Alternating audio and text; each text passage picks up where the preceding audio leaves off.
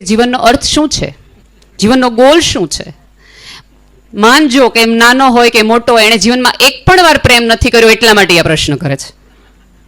એણે એક પણ વાર જીવનનો અનુભવ પ્રેમથી કર્યો હોત તો એને અર્થ મળી જ ગયો હોત, એને અર્થ શોધવાની જ જરૂર હોત.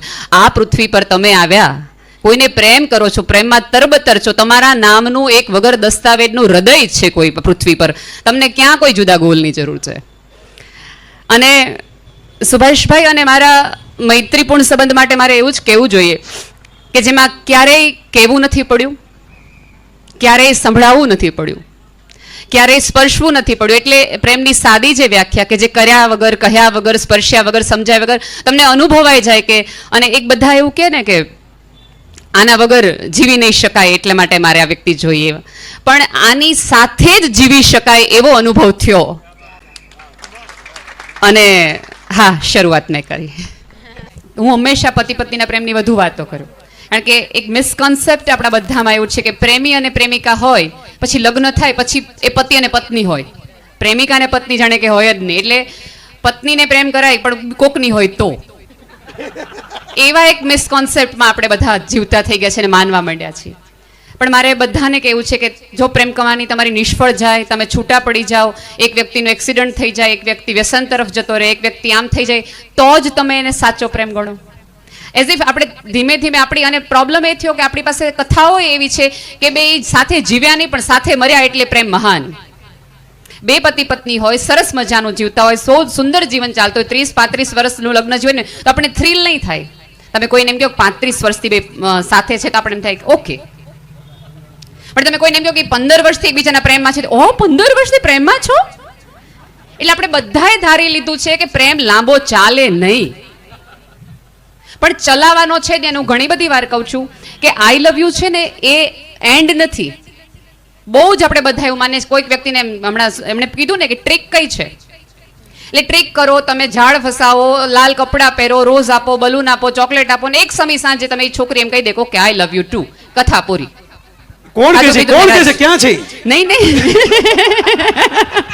પણ રોજે રોજ ક્ષણે ક્ષણે તમારે આઈ લવ યુ તમારું સાબિત કરવું પડે. આઈ લવ યુ સ્ટેટમેન્ટ નથી, પ્રોસેસ છે, એ સતત તમારે કીધું રાખવી પડે. અને રોજ વખત ઇસ વ્યક્તિને સાબિત કરવું એટલે કહેવું પડે કે યાર હજી હું તને આજે આ ક્ષણે એટલો જ પ્રેમ કરું છું, તો તમને એમાં ફિલિંગ આવે, તો તમે એમાં લાગે. આપણે એવું થઈ ગયું છે પછી ધીમે ધીમે જોવાનું જ બંધ કરી દઈએ છીએ એકબીજાને. લાલા લેન્ડ જેવી ફિલ્મોએ આપણને એ જ, જયભાઈ મને હજી યાદ છે કે જીદ કરી કરીને અમુક કપલને કીધું હતું કે જોવાનું જ છે, રાજકોટથી આવો, ભાવનગરથી આવો, અમદાવાદથી આવો, બધા મિત્રોને એટલે કીધું હતું કે જે લોકો ભૂલી ગયા છે જે ચહેરાઓને, આંખોને, જે આંખોને જોઈને તમે જીવનના કેટલા બધા એકબીજાને વચનો આપ્યા હતા, એ વચનો તો ભૂલી ગયા તો જુદી વસ્તુ છે, પણ એ આંખોમાં જોવાનું ભૂલી જઈએ છીએ આપણે. એ આંખોની સ્મૃતિ નીચે આજુબાજુના કુંડાળા સિવાય આપણે કાંઈ જ દેખાતું નથી. હાલાકી કુંડાળા આપણા ઉજાગરા ને આપણા પ્રેમ થકી જ પડ્યા હોય છે એકબીજામાં. એ એક આંખોને, અને આ કેવું છે કે પૃથ્વી પર પ્રેમ છે ને આકાશમાં ઈશ્વર છે, એ બે વચ્ચે જ આપણે જીવન કાઢી લેવાનું છે. ત્રીજી કોઈ વ્યાખ્યા નથી, ત્રીજી કોઈ જરૂરિયાત નથી. સાદી વાત, મજાની વાત. તમે કોઈને દિલથી પ્રેમ કરો, અને સુભાષભાઈ એક વાત કીધી એની સાથે તમારો વિરોધ છે. એમણે એવું કીધું કે તું આવ તો બહુ સારું, ન આવ તો ફેર પડતો નથી. સાહેબ ફેર ન પડે મારા આવવા જવાથી, ત્યાં જઈને કરવાનું શું? હું એવી રીતે હું કોઈના જીવનમાં, કે તમે કોઈના જીવનમાં આવીને એટલે ફેર નહીં, વાતાવરણ તમને બળબડતા ઉનાળામાં વસંત તો લાગે, એને ફેર પડ્યો કહેવાય દોસ્ત. ક્યાં વાત હે, વાહ વાહ વાહ, એને ફેર પડ્યો કહેવાય. મારું હોવું નહીં, મારા વિચાર થકી તમારી આંખ બદલાઈ જાય, આવું તો બહુ દૂરની વાત છે. મારો વિચાર આવે ને તમને આંખ સફાળા ઊભા થઈ જાવ, એ તમે પ્રેમમાં છો. એટલે પ્રેમને સંજુભાઈ નશો કહેવામાં આવ્યો છે. એ નશો કરો તો તમને બીજા કોઈ નશાની જરૂર નથી. અને તમે જો જે માણસ પ્રેમમાં હોય ને એ તમને આમનમ વર્તાઈ આવે, એ તમને ક્યાંય આડો નહીં આવે, અને જે આડા આવે છે એ પ્રેમમાં છે જ નહીં. એને ખરેખર ક્યાં વાત હે, ક્યાં વાત, સિક્સર. એટલે ખરેખર તમે કોઈ વ્યક્તિને પ્રેમમાં હોય, એને વિના કારણે મજામાં હોય, એ તમને સામો મળે ને સિગ્નલ ઉપર તમને ઓળખતો ન હોય તો એ તમને સ્માઇલ કરે. અને હાથ પેઢીથી હોડકતો માણસ ડાચા બગડે ને તો સમજી લેવું કે આને જીવનમાં ક્યારેય પ્રેમ નથી મળ્યો. એક સિંગલ અનુભવ નથી પ્રેમની અભિવ્યક્તિનો. બાકી એકાદ જીવનનો અનુભવ હોય. મને જે ઋષિ મુનિઓ હિમાલય ઉપર વર્ષો સાધના કરે છે ને, એમાં મને એવું જ લાગે છે, મિલિંદે કીધું ને કે ઓલા બેનને એવું કીધું, પછી તમે મને નિરાતે મળજો.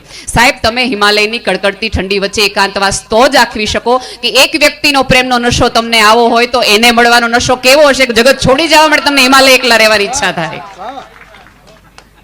એટલે આપણી તો સાદી પૃથ્વી પરના પ્રેમની જ વાત છે. કોઈ ત્યાં સુધી જવાની, મારા આવવાથી ફેર પડવો જોઈએ તો જાઓ.